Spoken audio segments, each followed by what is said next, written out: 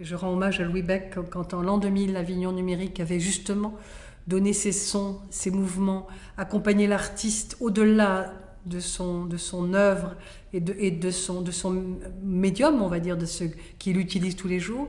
C'est pour transgresser. C'est comme une forme de transgression d'une pratique artistique qui viendrait justement s'amplifier dans une expérimentation. Je crois que l'artiste rejoint en cela ce que propose très certainement le numérique. J'ai eu l'occasion de rencontrer assez longuement l'autre jour Louis Beck, qui revenait sur ses travaux, donc ce regard rétrospectif, et ces questions qui étaient posées depuis l'an 2000 ici, montrent à quel point finalement les questions des artistes et des chercheurs sont extrêmement proches. Une réflexion que l'on a été amené à voir, parce que j'ai aussi la responsabilité d'un axe qui est celui de l'axe épistémologique, et de savoir quel lien on peut faire entre l'innovation dans le domaine de la recherche scientifique et la créativité dans le domaine artistique. Et je pense que là, en fait, c'est aussi en fait une réflexion qui peut nous amener à trouver de nouvelles modalités dans le domaine de l'innovation et de ces applications qui peuvent avoir qu'un effet bénéfique dans le domaine économique. Le Forum d'Avignon en parle souvent. Médias, communication, numérique, culture.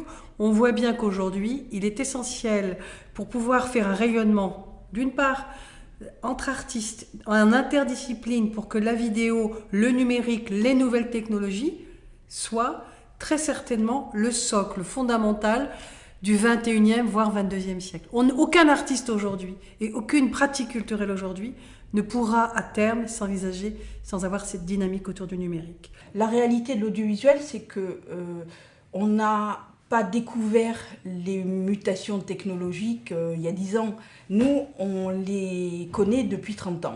Donc, c'est pas une nouveauté, c'est quelque chose c'est une expérience qu'on a de réagir par rapport aux nouvelles, aux innovations technologiques. Notre responsabilité, une fois encore, je radote, pardon, mais d'implantation sur le territoire d'une mission d'intérêt public, d'intérêt général, vous l'appelez comme vous voulez, des services publics de la culture, ne peut pas faire autrement que de prendre en compte ce que sont aujourd'hui les principaux outils de l'échange entre humains.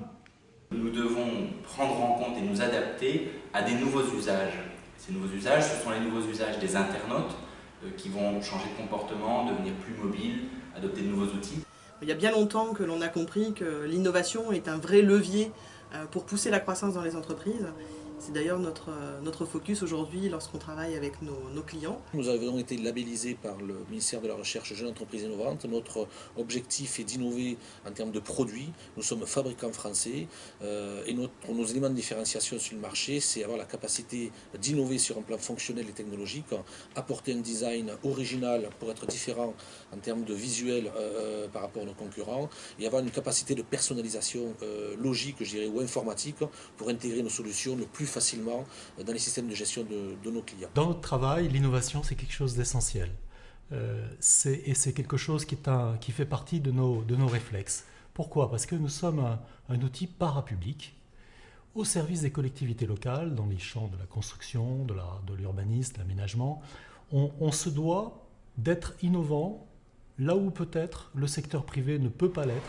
Prorogue, c'est aussi des hommes engagés sur leur territoire, porteurs de sens à travers les associations, à travers les manifestations, à travers les écoles et tout le réseau culturel et scientifique du territoire. C'est aussi savoir s'enrichir de ces échanges, savoir changer notre regard sur l'université, sur l'économie et sur le devenir de notre coopération.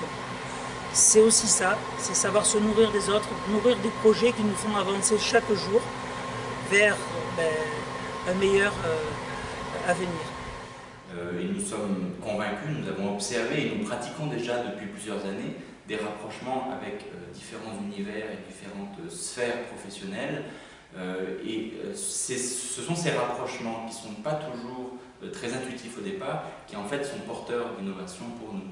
Je prends un exemple, c'est ce que nous avons mis en place dans le cadre d'un partenariat avec le musée Angladon, où nous avons, dans le cadre du mécénat de compétences, mis en place un parcours interactif sur des QR codes et donc permettant l'utilisation du smartphone dans un parcours d'exposition.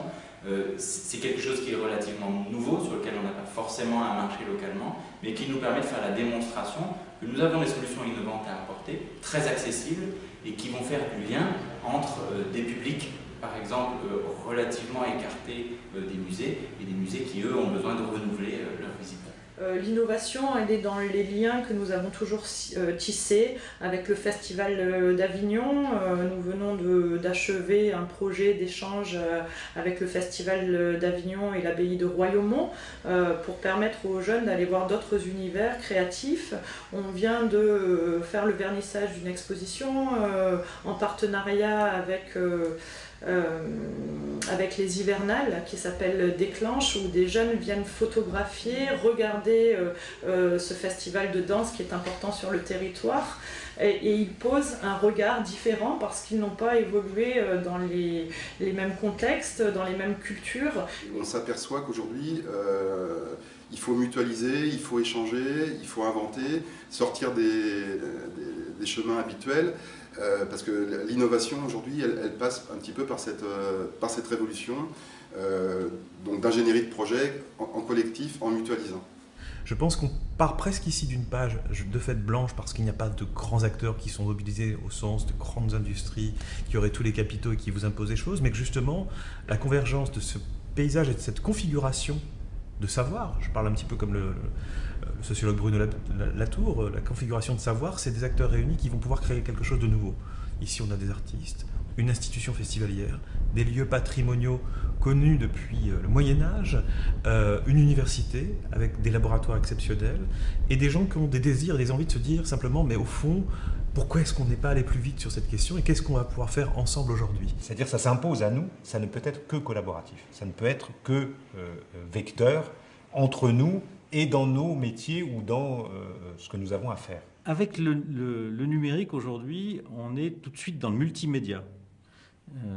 On est tout de suite dans à la fois le son, l'image, la couleur, le design, le reportage, le langage aussi, la parole. Tout ça intervient en même temps. Et pour maîtriser cette multiplicité de supports, d'expression, de langage, on a absolument besoin des artistes. Il n'y a que l'intervention des artistes qui permet de maîtriser la multiplicité des langages. Il n'y a que grâce à eux qu'on a une petite chance de ne pas vivre dans une tour de Babel numérique. La façon d'utiliser les outils a changé, les gens ont changé. Comment on aborde les choses aujourd'hui avec toutes ces mutations-là, c'est des questions qu'on peut se poser. Donc ça change la conception de la production culturelle, ça change la conception du public, ça change les comportements. On a créé l'association RIC2 pour réfléchir collectivement à cette question du sens sur le territoire avignonnais, avec donc ses relations à l'art, à la culture, aux technologies, aux usagers, aussi aux questions de développement durable, de villes connectées. Et on s'est aperçu dans le travail qu'on mène depuis plusieurs mois, d'aller à la rencontre des gens, des collectivités, des usagers, qui avaient vraiment des forces vives sur le territoire, qui avaient cette singularité qui ne demandait qu'à se développer sur des projets collaboratifs en intelligence partagée. L'intérêt du projet RIX2 pour nous, c'est de permettre d'intégrer la culture et la créativité dans l'émergence des potentiels de ces jeunes. On voit aussi un intérêt dans peut-être demain l'accompagnement à l'adaptation de nos pratiques pour être au plus près des besoins de ces usagers et proposer un service créatif qui leur permette de révéler au mieux leur potentiel. Moi, je rêve qu'ici, un jour, il y ait vraiment un pôle territorial qui soit très large, en résonance avec ce que font les Suédois, en résonance avec ce que font d'autres pays voisins, et qu'on ait un réel pôle de création, de développement artistique et numérique. Avignon est une ville qui est déjà connectée au monde entier, à travers ses activités, sa culture, ses voies de communication qui sont formidables. Et donc, elle peut, malgré sa taille relativement petite, elle peut vivre cette dimension mondiale en s'appuyant sur le numérique. C'est donc un pari essentiel pour elle, pour son développement.